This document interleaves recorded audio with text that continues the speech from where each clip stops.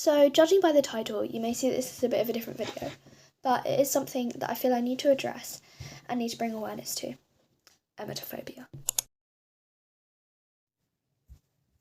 Emetophobia affects 0.1% to 8.8% of the population. We don't know exactly because there aren't enough studies and surveys to get an exact answer. And I know, it might not sound like that many people, but since our Earth just reached 8 billion, roughly 8 million people is just that 0.1%. That many people will suffer with this fear, and I am one of them. I think during this video I'm just going to do some chores, clean my room, make my bed, do some other stuff as well, but yeah. Emetophobia is the fear of throwing up. It is common amongst both children and adults, but usually begins in childhood following a traumatic vomiting experience. But in truth, there isn't always a clear cause. For my research in this video, I am predominantly using the website emetophobia.co.uk, where you can find all this information if you want to do your own further research. I will mention different papers as we go through, so pause the video if you want to read them yourself. Emetophobia is the fear, and emetophobe is the person who experiences it. Throughout this video, I'll refer to these terms, but just remember that they both link back to the same thing, a fear of being sick. For me, this has no real stem. Just to note, I'm going to be talking about my vomiting experiences in this section, so please skip ahead if this is triggering to you in any way. The last time I vomited was over 2 years ago. It was quite traumatic, I suppose, but I know the cause. To celebrate my brother's birthday, we went to Flip Out, an indoor trampoline park. Whilst there, I consumed 8, yes I know, 8 slushies. I felt a little off for the rest of the day, but didn't think much of it until we went out to dinner that evening. We got pizza, and oh my lord, that place smelt divine.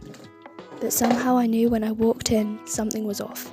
I didn't want to eat or drink. I was taking deep breaths and trying to steady myself. In short, I knew something was wrong. I left as the food arrived. I ran to the car park, bearing in mind I was 11 at the time, and I got in the car and FaceTimed my best friend. Less than 5 minutes later, I'd thrown up outside on the concrete floor of the car park. I literally sat there, hunched over and threw up. That's kind of hard to say, I won't lie. Yet, the emetophobia didn't start until summer this year, maybe May or June.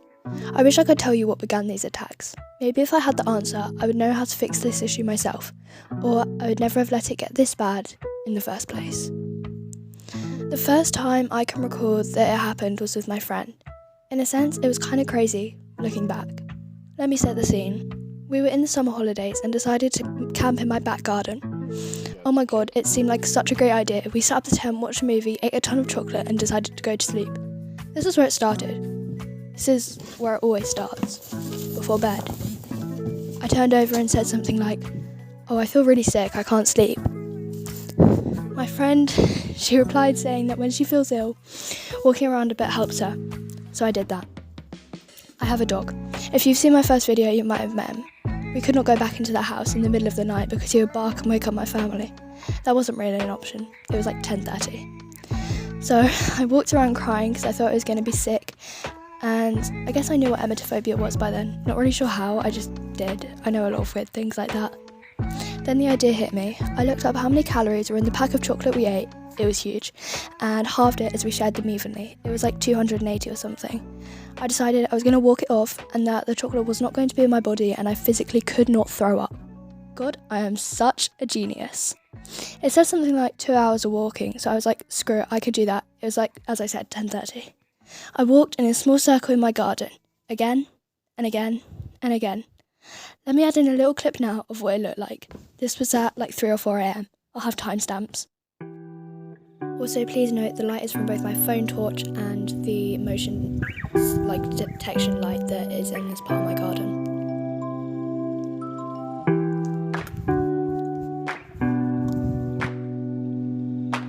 So you can see the tent, you can see the little circle I'm walking in, you can see my shadow. If you see a weird thing on my side in the shadow, that's my teddy that I brought with me. I think it's important to add that I know I don't owe anyone the proof or the need to have the proof, but I just wanted to make sure that everyone knows that I'm not lying about this and that emetophobia is real and it does affect you in ways like this. Also, I know it's kind of grim, but that was just me showing how dirty my feet had gotten from walking barefoot on the grass all night long. So, back to me tidying up. Anyway, I remember watching this emetophobia attack video, and the lady was so lovely, but it didn't help. I knew I was going to be sick, even though I wasn't. I could feel it, and the overwhelming panic that takes over you is something I can't really describe. My friend told me not to worry and to just get back in the sleep, pretend and go to sleep. I couldn't. Maybe 5 or 6 times through the night I crept back in there and tried to get to sleep, but when I laid down I just started shaking and crying, and I got back up and got back out of that tent to get back to my walking. My walking was the only thing that stopped me feeling even a tiny bit sick because my friend told me it would help. I still think that today that maybe, just maybe, if she hadn't said that, it wouldn't have happened. I'm rambling. I walked all night until the sun rose, from like 10 p.m. until 6 a.m. I walked in a circle.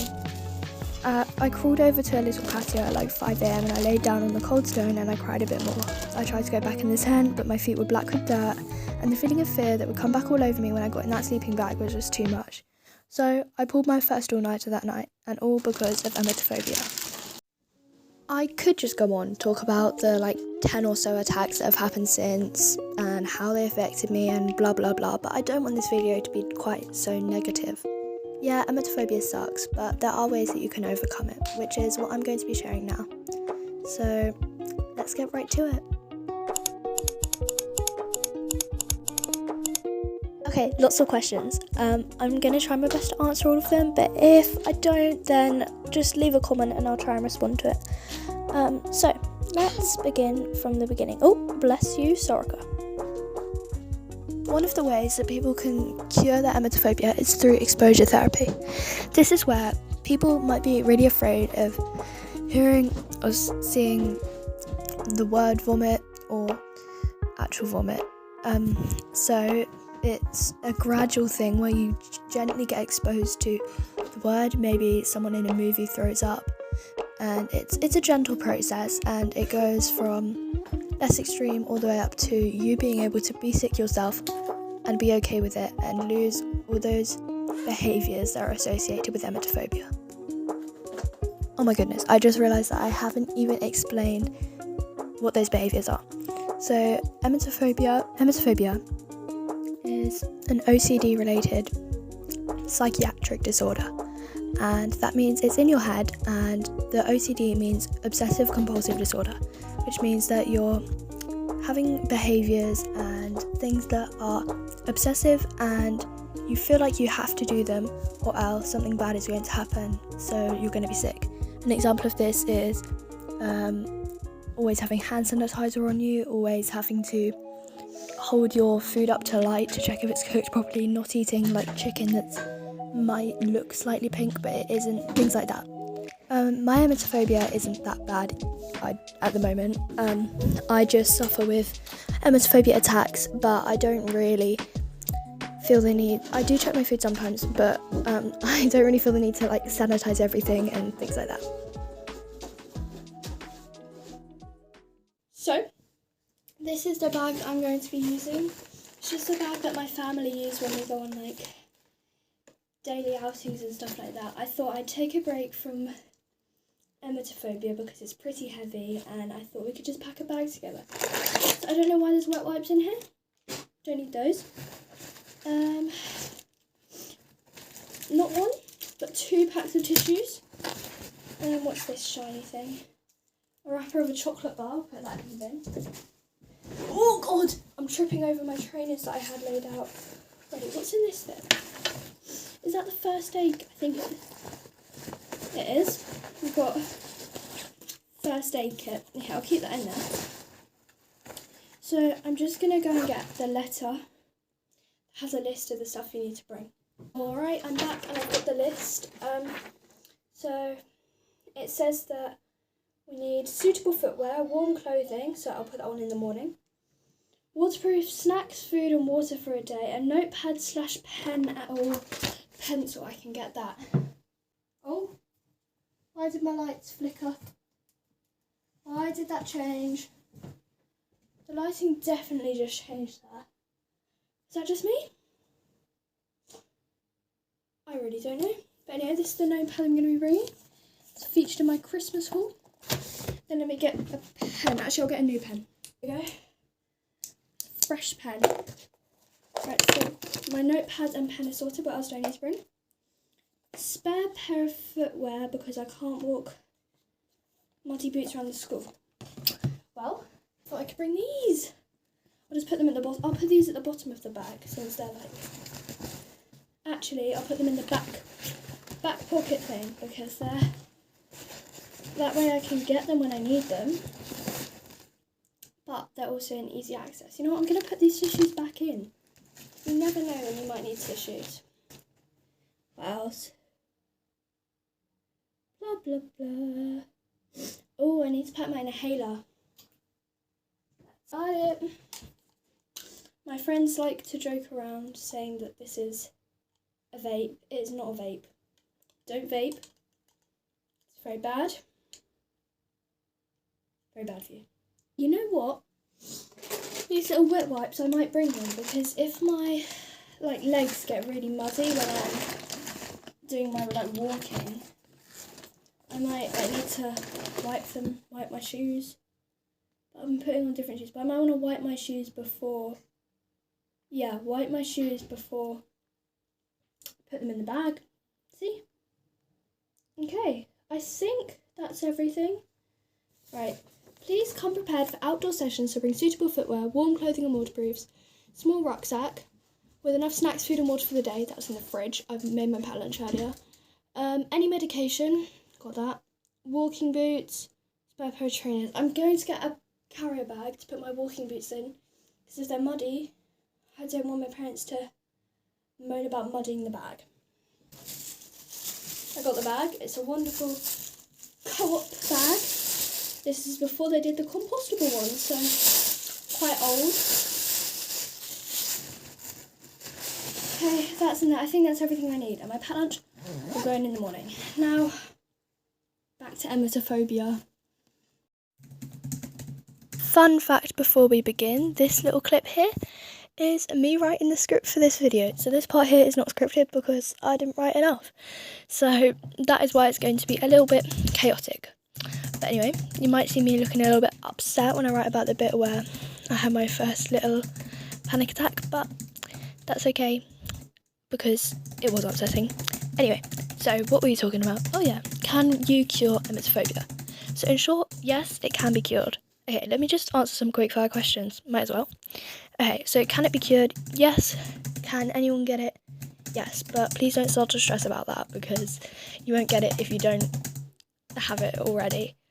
Well, okay, and you're probably not going to get it if you don't have it now. How can you support a friend with emetophobia? Now that's a tricky one. If they're having an attack, then I don't really know. The one thing I want someone to say is don't say,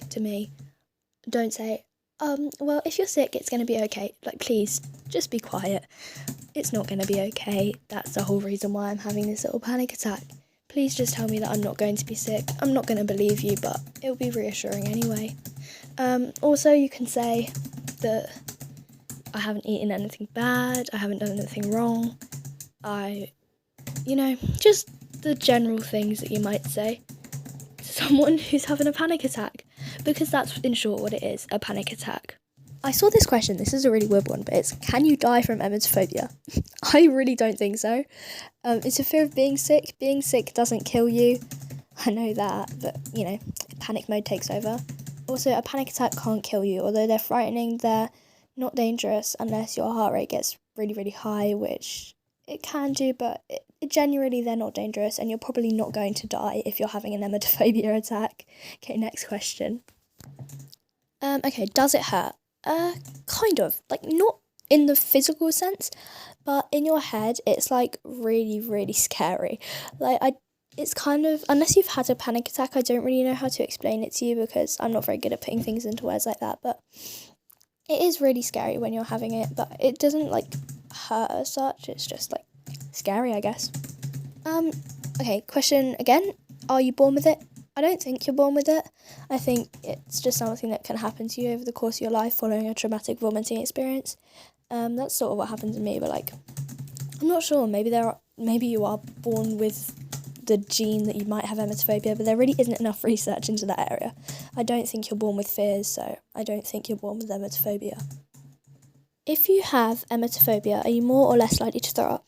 You're less likely to throw up, mostly. Basically, obviously you could get sick like any other person, but lots of people with emetophobia take extra steps and precautions to make sure that their chances of getting ill are as low as possible. So other people might not do these, so I guess it could make you more susceptible to getting sick if you don't have emetophobia, just because you're not scared of it and you're not taking those precautionary measures that people with emetophobia do. Why does it happen? Now look, I did some research, but it's kind of late right now. It's like 9:30 and I really can't be bothered to do any more. So look, I'm just going to try and explain it myself. Why does it happen? I don't really know. Maybe I think it's probably something to do with, in your brain, you've made a connection between the traumatic vomiting experience being bad. So now the situation of vomiting is really bad in your head. So whenever the fear that might happen comes around, like if you feel sick or someone in your class has a sickness bug, you get flashbacks to that incident and you're like, oh my god, I don't want that to happen again. So I guess as a defensive measure, it builds up and builds up and builds up, and you have a panic attack about it because you're overthinking it in your head. I don't really know, this is just sort of what I'm thinking of in my head, but I think that might be close to the truth, but please don't take my word for that. This is just coming from an emetophobe. So that's the end of that video. I hope you have a little bit more awareness on emetophobia now and you enjoyed watching that. It was, in my opinion, alright.